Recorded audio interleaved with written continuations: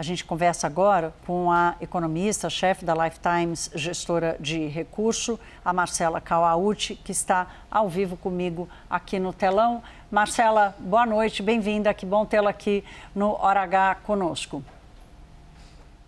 Boa noite, Thaís, é um prazer participar.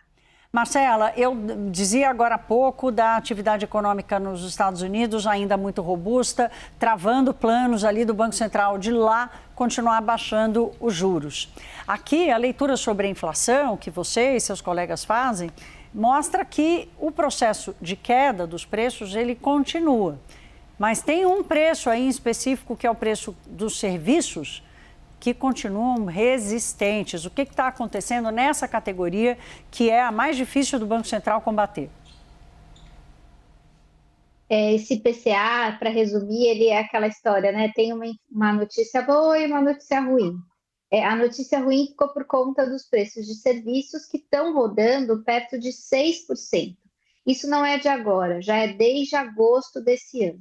E por que os serviços estão tão pressionados? Principalmente por conta do mercado de trabalho bastante aquecido, que acaba pressionando os salários e serviços em geral, né? O principal custo de serviços são salários, e tem também a questão do impulso fiscal na economia, que faz com que a demanda fique aquecida e essa inflação de serviços se mantenha no patamar bastante elevado.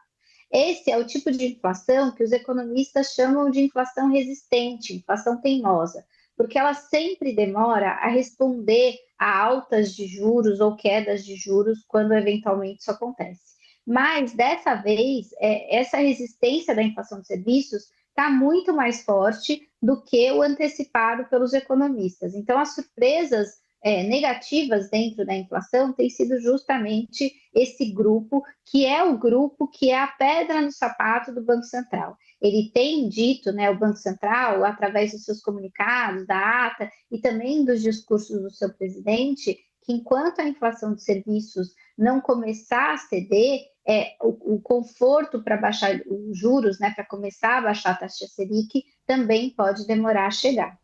Já vou te perguntar sobre a taxa de juros, só quero seguir um pouquinho aqui na dinâmica dos preços, porque, por outro lado, Marcela, importações chinesas, a China está exportando deflação, né? Porque ela precisa desovar o que os Estados Unidos não estão comprando, o que a Europa não está comprando. E, então, há esse efeito. Bens industriais também, com preços caindo em função da redução do dólar. Os indicadores de atividade econômica mostrando que já há uma desaceleração da atividade em curso. Isso sozinho pode ser suficiente para garantir que a inflação ela siga numa trajetória lá para chegar, para alcançar os 3% da meta? Não, infelizmente, esses fatores que você trouxe não são suficientes para garantir que a trajetória de convergência à meta siga da forma como o Banco Central gostaria.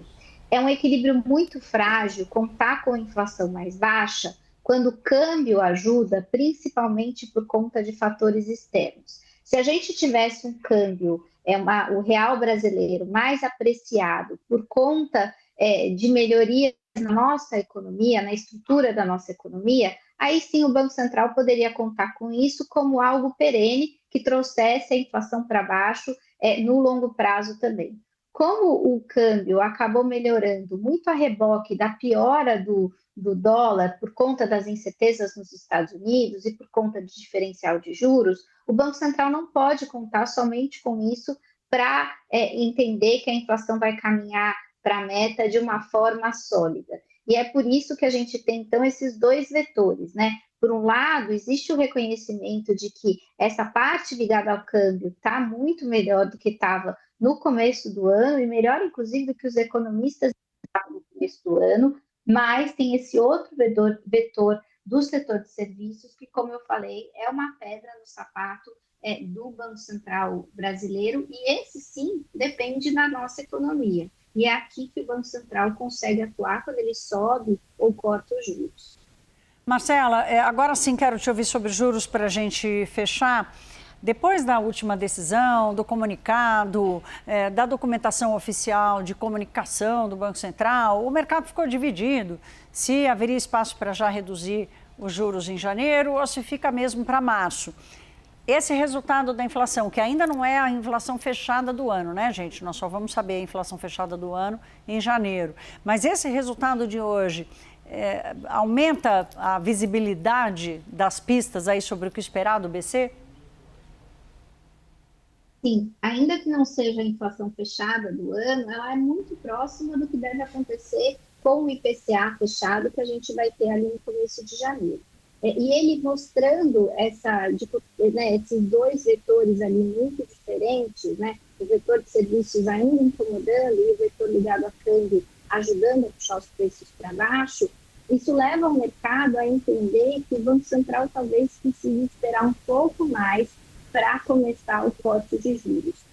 A política econômica, a política monetária, ela atua na economia aos poucos. E, geralmente, o mercado de trabalho é a última variável a responder. Dado que os últimos dados do mercado de trabalho ainda não responderam de forma satisfatória, e dado que os preços de serviços continuam ali rodando acima dos 6%, é esperado que o Banco Central ainda se mantenha muito conservador na reunião de janeiro, que provavelmente vai ali adiar o começo do corte de juros.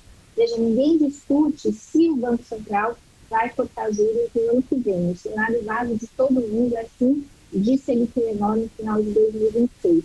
Mas e quando ainda depende dessas variáveis responderem de uma forma mais forte à política monetária. Obrigada. Conversamos com Marcela Kawauchi, que é economista-chefe da Lifetime, gestora de recursos. Marcela, obrigada. Boas festas para você. Que bom tê-la aqui no Hora H. Volte sempre. Muito obrigada pelo convite, Thaís. Boas festas a você e a todos que estão nos acompanhando.